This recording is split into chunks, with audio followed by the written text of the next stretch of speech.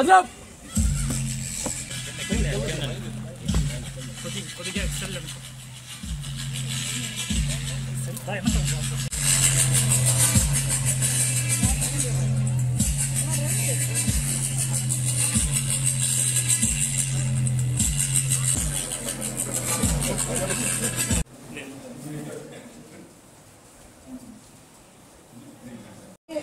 నాయుడు గారు vice chairman వీరికి స్వాగతం పలుకుతున్నాం. గౌరవనీయులు సురేష్ కుమార్ జైన్ గారు ట్రెజరర్ వీరికి స్వాగతం పలుకుతున్నాం.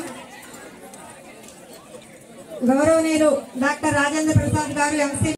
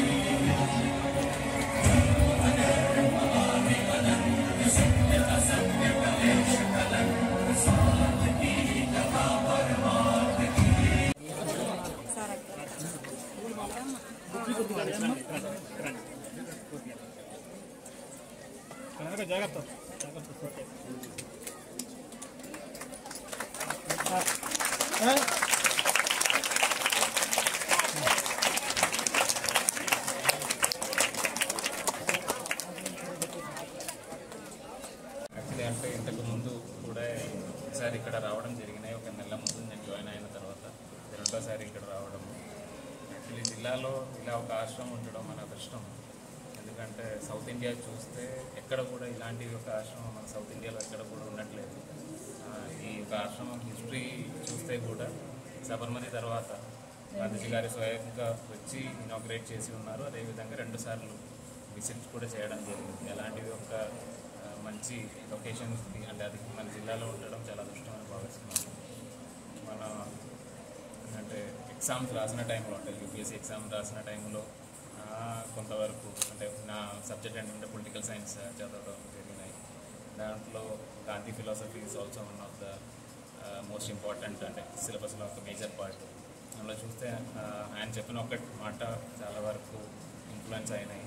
ఏంటంటే మనం ఏదైనా యాక్షన్ తీసుకున్నప్పుడు జనాల్లో చాలా బ్యాక్వర్డ్గా ఉన్న వాళ్ళది ఒక స్టేటస్ చూసుకొని ఒక డిసిషన్ తీసుకోవాలని చెప్పి ఆయన చెప్పడం జరిగినాయి.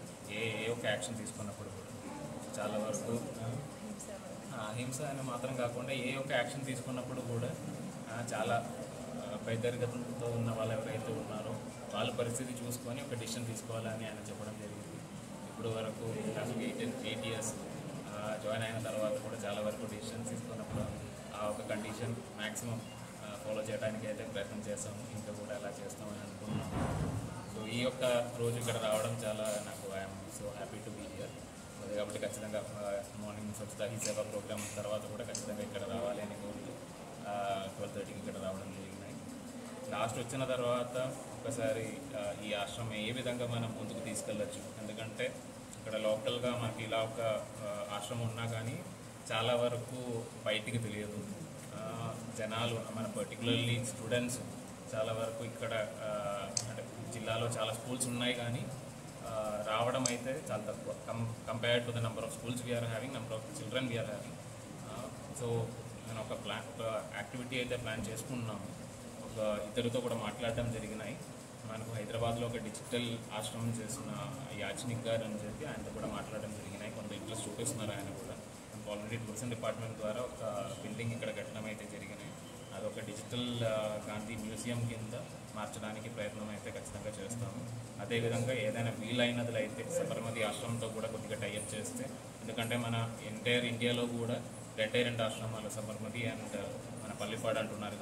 గాంధీ గారు స్వయంగా వచ్చి ఇనాగ్రేట్ చేసిన ఆశ్రమాలు 2 ఉన్నాయంటున్నారు. సో అది కాబట్టి ఖచ్చితంగా ఒక వీలైతే సబర్మతి ఆశ్రమంతో కూడా టైఅప్ చేసుకొని దీన్ని ముందుకు తీసుకెళ్ళడానికి ప్రయత్నం చేస్తాము. అదేవిధంగా నా స్థాయిలో కూడా కొంత 1-2 వర్కులు మనం మొన్న శాంక్షన్ ఇచ్చినవి ఉన్నాయి ఆశ్రమం సంబంధించి. అవి దానికి సంబంధించిన పేమెంట్స్ అది కూడా చేసుకొని ముందుకు తీసుకెళ్తామని అనుకున్నాం. యువతరానికి ఎలాంటి మెసేజ్